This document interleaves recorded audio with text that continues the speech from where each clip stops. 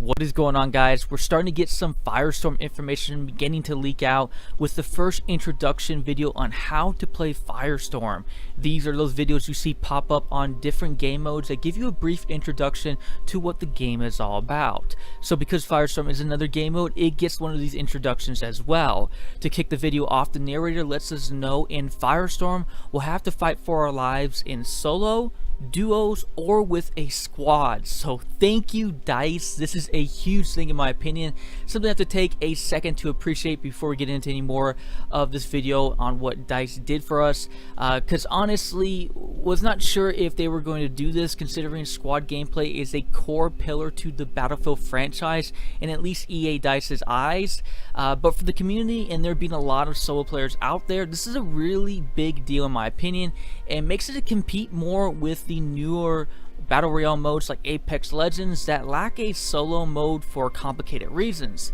So all in all, this is a huge thing in my opinion.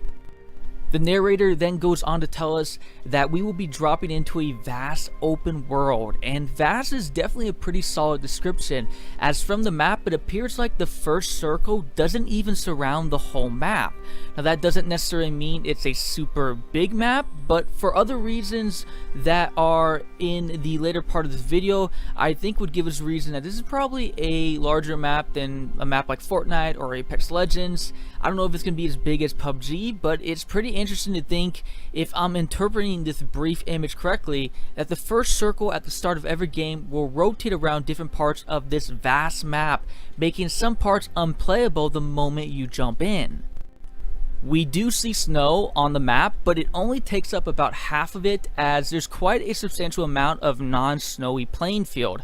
I imagine this will have something to do with the weather dynamics. So for example, we have from the screen the circle is barely in the parts that are covered with snow, so maybe more rainy weather dynamics for this round, but other rounds where the circle is primarily around the snow parts, we could be seeing possibly blizzards and such.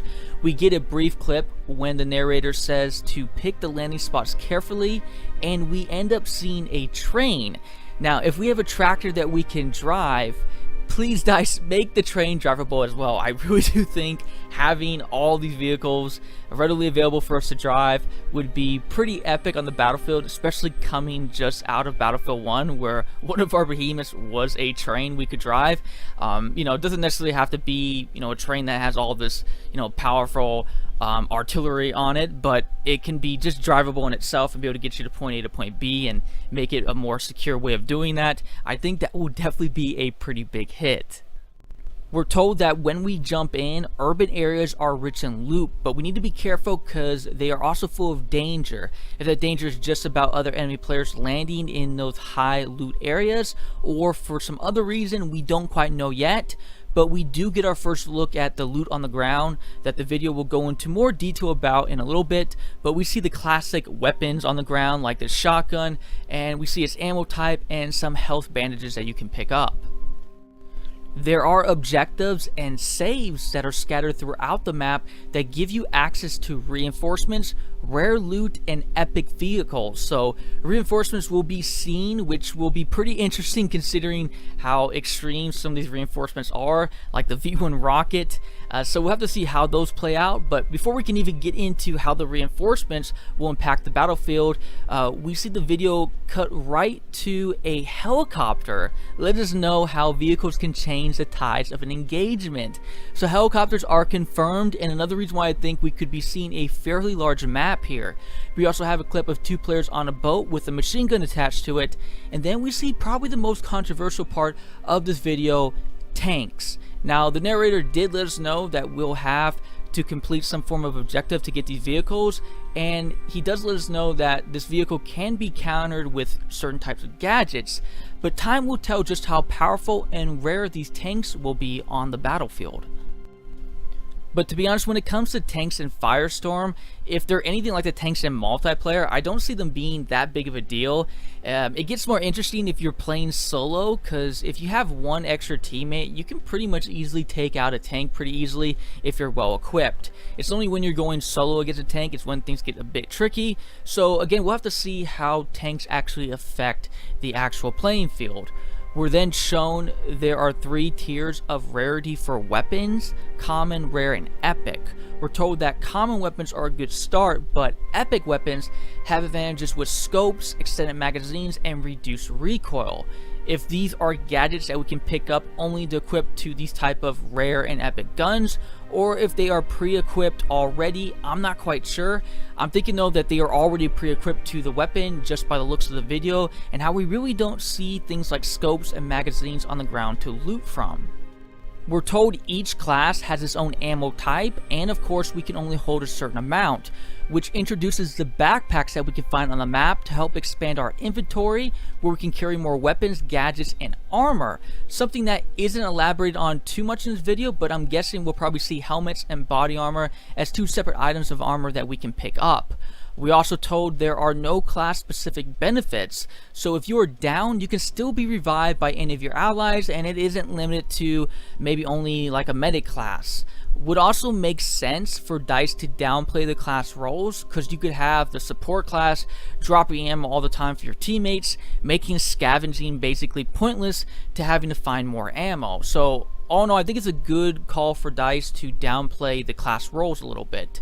We see a brief clip of you being able to defend yourself with pulling out a sidearm if you're knocked down. So that's Criteria's and DICE's approach in having to deal with being knocked down. But that's about all that's going to be there, as the narrator says that once you bleed out or finished off, you are out of the game. So there's no second chances in Firestorm. But from the looks of this brief introductory video, it looks like we have a classic Battle Royale mode DICE and Criteria Games have made. I think it was a really good call for them to add the additional solo and duo game modes, and it not just being only squads. I think it was a good job for them to put that right at the start of the video to let everyone know that those options will be there for us to play. I didn't see too much about the 64 player count, if there's going to be more or less of that, but that will be interesting to find out. And I still think the tanks on the battlefield will be interesting to watch, but I'm less concerned about them in squad mode than I am in single mode. But overall, I think they're doing a good job here. I think the real question is if they can deliver performance-wise, because I think that's a big complaint that a lot of the Battle Royale players who enjoy a more realistic shooter like PUBG, rather than the arcade BRs like Fortnite, Apex Legends. How well is the performance going to be in Firestorm? We already know Battlefield has had some significant performance issues already, so hopefully they can deliver here.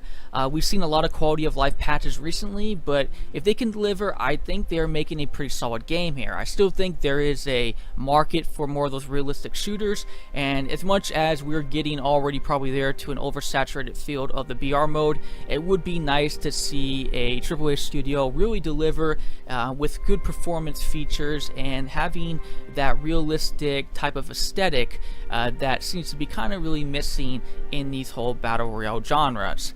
But feel free to let me know you guys' thoughts down in the comments below. How are you guys feeling about the stuff we're hearing about Firestorm? Personally, for me, I'm pretty excited. I'm looking forward to this a lot. But that is it for you guys today. Again, I always appreciate you guys being here. I am Livin', and I'll catch you guys again later.